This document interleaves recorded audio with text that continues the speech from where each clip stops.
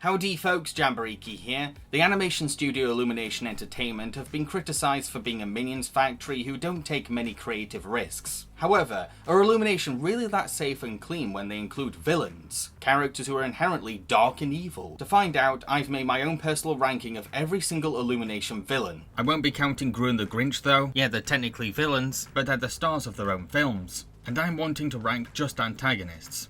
Let's begin. Aloysius O'Hare from the Lorax. O'Hare is the CEO of a company who sells oxygen to the people of Fneedville. In order to keep up business, he tries to make sure that our main character Ted doesn't bring trees back to Fneedville. Now, before anything, I want to make two things clear. One, I'm totally cool with movies dunking on greedy businessmen. They bloody well deserve it, and I'm not here to defend them. Two, I'm also fine with kids' movies having environmental messages. That's awesome. I was raised by an environmentalist teacher as a child, and she drills lessons on pollution into me every day. My problem is bad character writing. Yes, rich CEOs like O'Hare do exist, I know. But O'Hare is less of a fully dimensional character, and more of a shallow caricature of a very complicated side of a debate. Folks, the last thing you want around here is trees. They're filthy! Spewing that sticky, nasty sap all over the place! O'Hare serves as a straw man and nothing more. He's only in the film to be an antagonist against the movie's message, making him a very boring character to watch because he's just a villain for the sake of a villain, which seems unnecessary when the Lorax already has the Once-Ler. O'Hare's flat writing is kind of insulting to Dr. Seuss's original material too. If you watch the 70s Lorax TV special, you'll notice that the villain is allowed to give his own fair points, and this makes for far more interesting character writing. Well, what do you want? I should shut down my factory? Fire 100,000 workers? Is that good economics? Is that sound for the country? I see your point, but I wouldn't know the answer. It's okay for your villain to be right about some things. That's what stops them from being one note and fleshes them out. In all honesty, the only way O'Hare could have been improved is if he wasn't in the movie. He's boring and pointless. The Once-Ler from the Lorax. The Once-Ler is a traveller who ends up using the truffler tree leaves to make a product called the Fneed. So the Lorax, a creature who speaks for the trees, urges the Once-Ler to not cut down any trees. However, once the Fneed becomes successful, the demand for production increases, and the Once-Ler betrays the Lorax to grow a giant company that destroys the forest. Sorry Once-Ler fans, but I'm going to have to rank this fella very low. The Once-Ler had the potential to be a great character, but his execution is where he fails. One moment the Once-Ler is buddy-buddy with the Lorax, then suddenly he's instantly convinced by his family to chop down the truffler trees, and we get an out-of-nowhere rock song in which the Once-Ler is now unapologetically evil. Don't get me wrong, how bad can I be as a fun, catchy bop that's grown on me? How bad can I be? I'm just doing what comes naturally. How bad can I be? I'm just following my destiny. And the Once-Ler's villain costume is fabulously quirky, but the song is a huge storytelling whiplash that rushes the Once-Ler's character development. Again, look at the Lorax TV special. It uses its 25-minute runtime to examine and explore the ups and downs of the Once-Ler's morals. You really get the impression that he's struggling between listening to the Lorax and surrendering to the temptations of money. Tell you what I'll do. I'll think it over. No! You've run out of time for thinking things over. Apparently the filmmakers originally wanted to do a different musical number, a Pink Floyd-esque operatic song called The Biggering, which would have broken down the Once-Ler's fall from grace beat by beat, but Universal intervened, saying that the song was too dark, and we got a far more shallow musical number instead. Illumination's Once-Ler lacks the subtlety and nuance of Seuss's character, and just ends up being a trendy, washed-down version of a complex villain. The Bear Gang from Sing. In the first Sing movie, Mike the Mouse is so confident about winning the competition's $100,000 prize that he cons a gang of bears in a game of poker. But the bears catch that he's been cheating and make a revenge pact on the rodent. There's not much to say about these bears. Sure, they're a very intimidating bunch, and their size alone strikes fear. Heck, the last we see them, they're clinging onto Mike's car and we never see Mike again after this movie. But when you boil them down, they're just generic gangsters with Russian accents.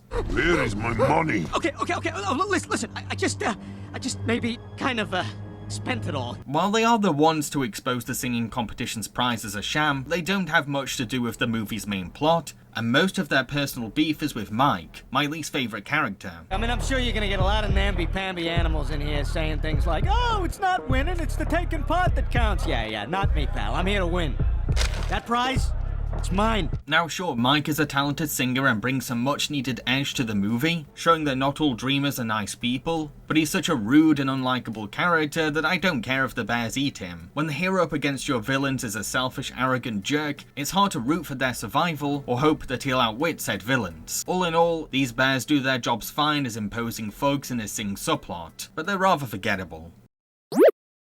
Sergey from The Secret Life of Pets 2. When Snowball the bunny and Daisy the dog rescue a tiger cub from the circus, cruel ringmaster Sergey orders his wolves to track the wild cat down. Now, I won't deny that Sergey has one amazing character design for a villain. It's like a cool cross between the Wicked Witch of the West and Marvel's The Vulture. As soon as I saw him, I was instantly intrigued to learn more about him, because he has this mysterious boogeyman thing going for him. Unfortunately, his design is the only interesting thing about him. You see, he's not got much to really do in the movie, and his character can be quickly summed up as a one-dimensional circus ringmaster villain. That's it. I give wolves one job. Guard white tiger. And you wolves, you blow it! Sure, sometimes he'll loom menacingly over a dog, making us scared for these pets. But then a scene later, he's being easily beaten up by a fluffy bunny, and suddenly all of that effective creepiness vanishes. I actually found his sidekick to be way more fun and intimidating. A little monkey who perches on Sergey's shoulder, who seems really cute, and is the only animal that Sergey treats nicely. However, he turns out to be a tiny, crazy nightmare who uses circus tricks to violently attack our heroes. Oh no! He's there! He's there! They're on fire! Ah! Hey! Get me out of here! Ah! I guess he works okay as a test of courage for Max, who has been struggling to be braver in life, but Max has had nothing to do with the Tiger Cub plot until the finale, so it's not as personal as it could have been. It would have been way more emotional if Sergey had kidnapped Max's owner's baby Liam. Sergey is the very definition of wasted potential. Based on his eccentric design, he could have been a spooky travelling sorcerer who uses his circus as a front for his dark arts. But nope, he's just your plain old circus ringmaster who happens to have a sick fashion sense. Carlos from Hop. Carlos is the current Easter Rabbit's right-hand man, and he envies his boss's son, EB, for being handed the title of Easter Rabbit by blood. When EB ends up running away to pursue a drumming career, Carlos tries to hint at his boss that he should be the next Easter Rabbit instead, but EB's dad mistakes the idea for a joke. So Carlos rounds up all the other chicks and starts a rebellion against the bunnies. Compared to the previous villains I've talked about, Carlos has got a lot more going for him. First of all, he has personal incentives that the audience can empathise with. He's the Easter Rabbit's hardest working employee and the best man for taking over the company after EB's dad retires. Or while EB is just a privileged kid who is inheriting a job he doesn't even want. Not to mention, Carlos does have a point when he says that it makes more sense for chicks to deliver eggs instead of rabbits. Carlos is also the perfect antithesis to the Easter spirit. EB's friend Fred is very eager and passionate about taking over as the Easter Bunny, because he wants to give kids the same sense of wonder he had as a child. Carlos just sees taking over Easter as a revenge scheme / vanity project. Heck, he doesn't even want to give kids candy, but bird seeds instead, only because that's what he likes to eat. Now, yes, Carlos doesn't get to play villain until later into the film, but he's surprisingly decent at adapting to the coincidences that happen in the story. Whenever there's a misunderstanding or mishap, Carlos twists things to his advantage. This heartless human, he has killed your son! What? EB? Did you say kill? No, I didn't kill EB. Oh, liar! Sure, Carlos isn't exactly an intimidating looking baddie. He's just a chubby chick with a mean face. However, once his evil plans go into fruition, he uses his knowledge of the Easter factory to turn candy-making machines into weapons, plus magic helps him to grow in size and bulk, making him quite imposing in contrast to the bunnies.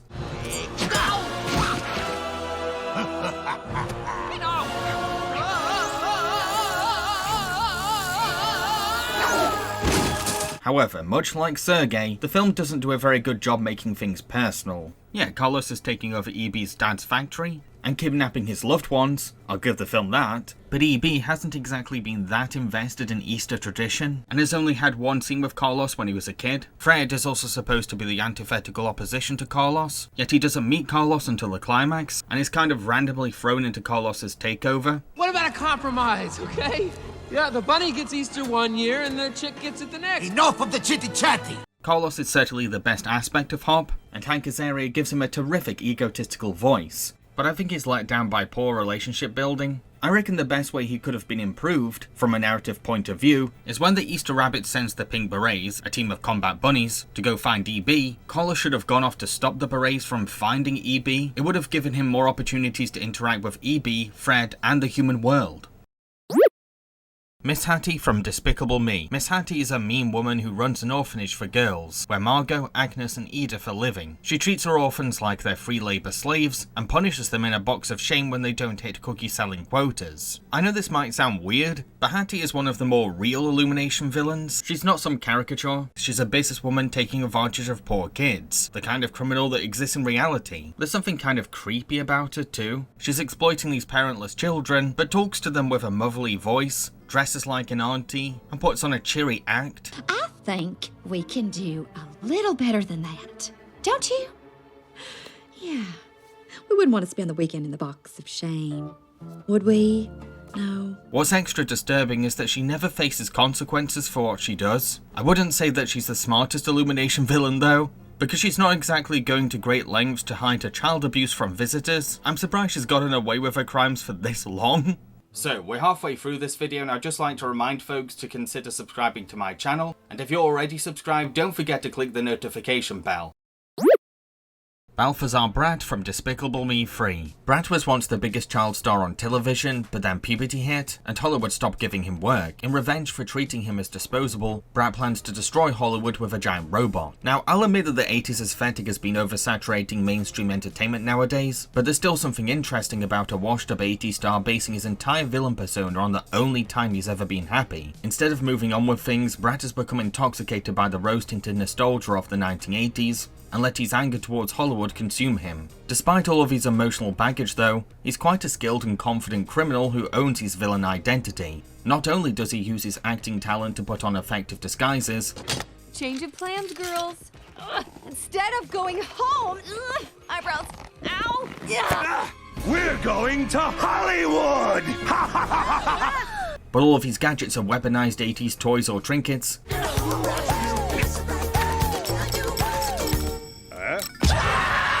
And his fighting style utilizes retro dance moves. Dance fight! The movie also does a decent job creating a believable rivalry between Gru and Brat. You can really feel Gru's frustrations over never catching Balthazar, which helps to hype up how hard it is for our hero to defeat this villain. The cherry on top has to be South Park co-creator Trey Parker's fantastic voice for him. You've ruined everything! And now it's time to die. Any last words, Gru? Trey has a knack for playing man-children and eccentrics, which is Balthazar Brat in a nutshell, and the fact he voices a multitude of characters for South Park works into Brat's disguise shtick. The chief of police sent me. He was concerned that during the recent heist attempt, the Dumont diamond was replaced with a phony. As awesome as Brat is though, he's unfortunately the antagonist of Despicable Me 3, a movie that's trying to juggle 6 plots at once. So Brat tends to pop in and out of the movie, with most of his scenes just being him monologuing in his lair. Balthazar is a really entertaining villain for sure. He's like BoJack Horseman crossed with Prince, but sadly, Illumination criminally underuses him. El Macho from Despicable Me 2. When Gru and his new spy partner Lucy are assigned to investigate a mutagen chemical theft, they're sent undercover to a mall, and Gru suspects Mexican restaurant owner Eduardo Perez, who bears a striking resemblance to a villain called El Macho, a villain who apparently died in a volcano stunt. It turns out that Gru's suspicions are correct, and that El Macho is using the mutagen to mutate all of Gru's minions into an evil army. Unlike with Sergey, Illumination actually plays around with the mysterious allure of Eduardo. El Macho has a really badass backstory that paints him as a legend that everyone feared, making him out to be this mythical character that sounds too awesome to be true. We're left speculating whether Eduardo really is El Macho, and this adds some enigmatic mystery to his character. Eduardo also has so much natural charm that it makes it even harder for us to believe that he's the bad guy. There are moments where he's so charismatic that we forget that he could be a criminal. So good to see you again, mi compadre. Oh, I see you have already met my father. What the father? Sí, Look at this crazy small world we live in, eh? Heck, he even goes out of his way to frame the mall's wig salesman as the mutagen thief, which throws everyone off his trail even more. Even though Despicable Me 2 suffers from its own overplotting issues, it does a much better job than 3 at inserting its villain into its 4 or 5 plots. Eduardo is the one behind the Minion kidnappings, has a son who ends up dating Gru's daughter Margot, and Eduardo's restaurant is a key location for the secret agent mission. Heck, El Macho is maybe the Despicable Me villain who makes things the most personal. Not only does Eduardo's son dating Margot make Gru anxious, but Eduardo has also stolen all of Gru's minions for his scheme, hired Gru's former evil scientist Dr. Nefario as an assistant, and even ties Lucy to a missile. I would have ranked him higher, but I feel like he becomes less interesting towards the finale. Once the cat is out of the bag, all that mystique surrounding his legend becomes less fun, as he fills in the plot holes of his El Macho backstory. Oh, but I knew you were dead! Of course not. I merely faked my death. I think I enjoy Eduardo's character more before we clarify that he's El Macho, because the ambiguity is what made him so appealing to me, and I kind of wish Illumination left a couple things vague for audiences to theorize over. Oh, and I have to say that the defeat of his mutated form is quite underwhelming. This is supposed to be the movie's big final boss, but he gets taken down surprisingly easily. Vector from Despicable Me. Vector is a young new villain who happens to be the son of the Bank of Evil's manager, and he plans to copy Gru's scheme to shrink the moon and steal it. Illumination is surprisingly good at creating villains you want to punch in the face, and dang is Vector a perfect example of that. He's this dork in orange pajamas who lives off daddy's riches, yet acts like he's this cool invincible badass. If Cringe was a villain, it'd be Vector. I'm applying for a new villain loan. Go by the name of Vector. I also feel like his house is the perfect reflection of his personality, because it's this soulless, uninspired and overexpensive mansion that screams overcompensation.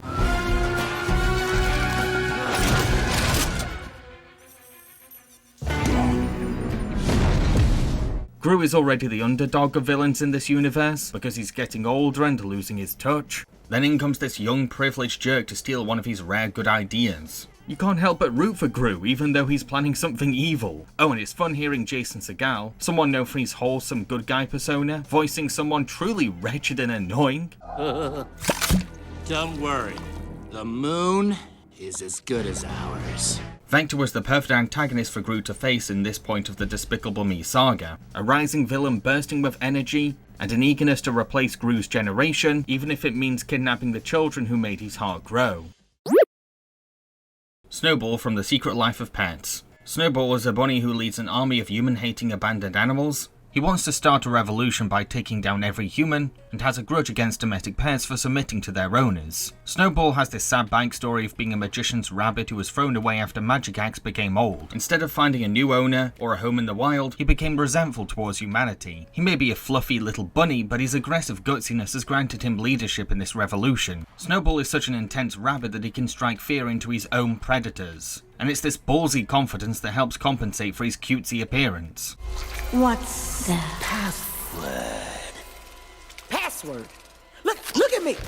I am your leader. His passion is what keeps audiences invested in his character, as he hypes up the idea of an animal uprising and condemns our domestic dog heroes. His intense speeches and ramblings help develop him into this weirdly captivating leader. I mean, yes, humans say they love us, but then they turn around and throw us out like garbage. Ain't that right, sea monkeys? Hey, it's not our fault we don't look like the ad. While his intentions are dark and sinister, there's no denying that he genuinely cares for the animals that humans disposed of, from rescuing critters from dog catchers. Go, Ripper! I'm busting you out of here! To grieving fallen soldiers with legitimate sorrow. Ricky! Rest in peace! Ricky was the only soldier I had that was ready to kill humans on sight.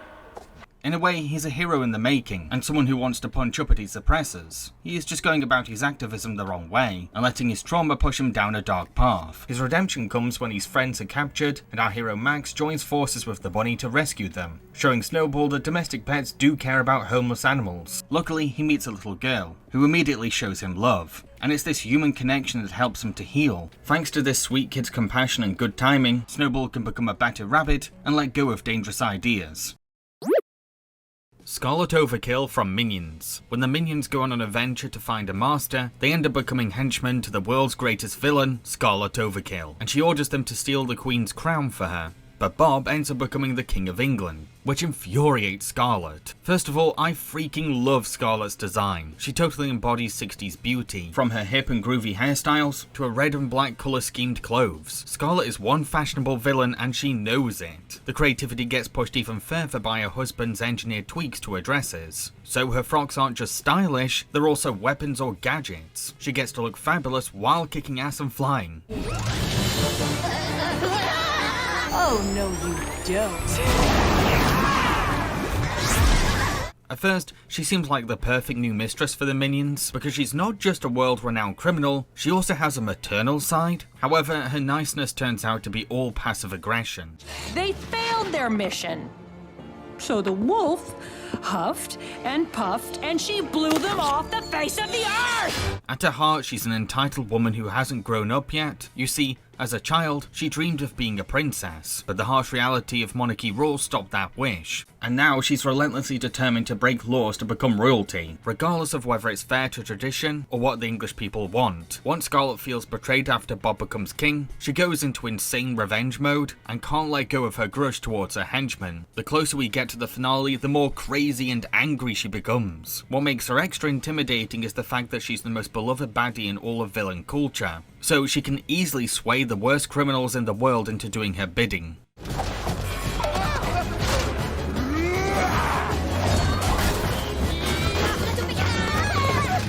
Scarlet is a good fable for kids, teaching them that no one is entitled to special treatment, and then you can become a bad person if you tantrum your wishes true. Jimmy Crystal from Sing 2.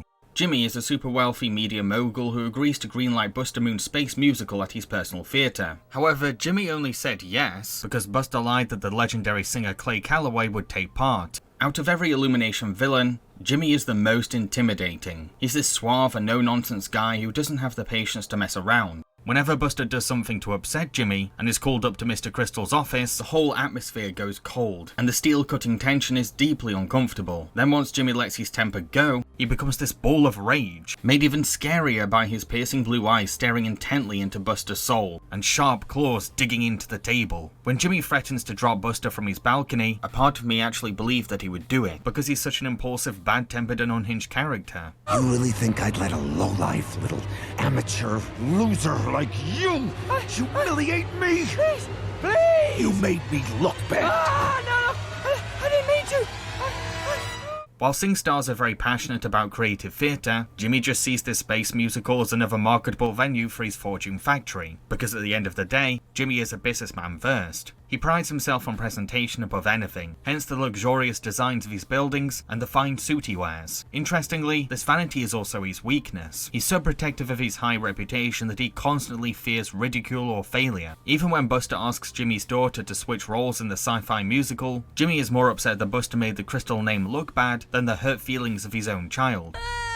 Would you be quiet? You've embarrassed me enough. But Daddy... Now the whole world thinks I got a talentless loser for a daughter. It's especially creepy how much his public persona contradicts who he is behind closed doors. Like when he's waiting to go on television, he's this cold, angry wolf with malice in his eyes. But once the cameras are pointed at him, he's a charming gentleman with a calm, confident composure. Jimmy epitomizes what makes a great animated villain to me, because he has every ingredient you need to create an antagonist who will leave a lasting impression. Hence why he's my #1 pick. So those are my rankings. What would yours be? Let everyone know in the comment section below, and don't forget to click that like button. I've been Jambareeqi. Cheerio, folks.